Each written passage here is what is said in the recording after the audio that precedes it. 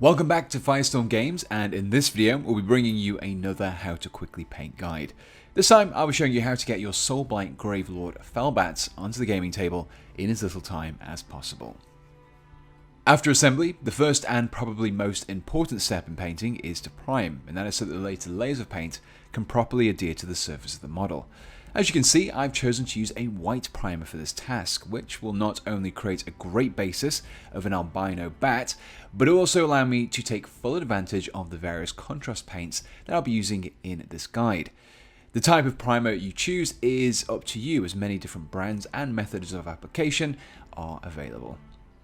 The first area to tackle is the fur. I want this to be an off-white colour, but rather than directly painting it with something like Rakarth Flesh, I will instead be applying a wash of Seraphim Sepia. Applied directly from the pot, however, would result in a much darker finish, so I instead will be mixing in some Lamium Medium. When mixed in equal quantities, the wash will have a much more subtle shading. It will still flow and gather into the recesses, but it won't stain the surfaces quite as much.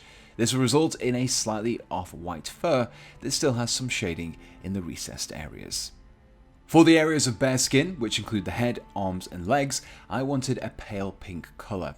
Again, instead of using normal paint, I will be taking advantage of the expediency of contrast paint and using some Volupus Pink.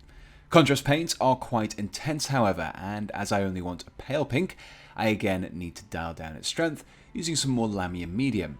Instead of a 1-to-1 ratio like before, I used a considerably more Lamium Medium this time around to create a mixture that is only 25% contrast paint.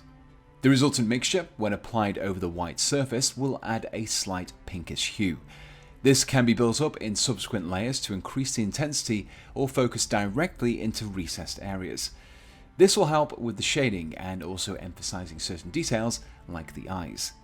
In addition to applying the Volupus Pink as a glaze, I'll also be using it to add some veins to the wings. These are entirely optional, but do help to add a little extra detail. Applying these involves using a fine-tipped brush dipped into a slightly stronger Volupus Pink. This can then be used to paint a series of branching lines across both sides of the wing, giving the appearance of thin pieces of skin. Continuing with the wings, I next want to give them a more fleshy hue than the pure white that they currently have. Guilliman Flesh is great for these lighter skin tones, and as it's also a contrast paint, I once again will be mixing in Lamium Medium to create a less intense mix. This is then applied over the entirety of the wings. After the first coat had dried, I applied a second, but focused towards the bottom of the wings instead. This is entirely optional, but it does help to create a little colour variation over these fairly featureless surfaces. With the wings completed, I can move on to the claws and teeth. As I want a dark colour that has a greenish blue hue, I'll be starting off with some Terradon Turquoise. But this time, I won't be thinning it out, instead it'll be applied straight from the pot. By this stage, the claws are looking just a little too bright, so I will be darkening them down with a layer of black Templar. Again, thinning isn't necessary here, but if you want to have a little more control over how dark you make them, then you can always use some of the Lamium Medium too. For the next couple of steps, I'll be focusing on the scenic part of the model. Now, how this is tackled will depend heavily on how you decide to base your miniature. Personally, I'll be going for something fairly generic. I'll first be using some Wyldwood to tackle the tree stump, before covering the carved rock portion with some Basilicanum Grey to complete a generic haunted woodland effect. To finish things off, we just need a little more definition to the fur. We can really push the level of detail here by highlighting some of the individual strands of fur with some white scar.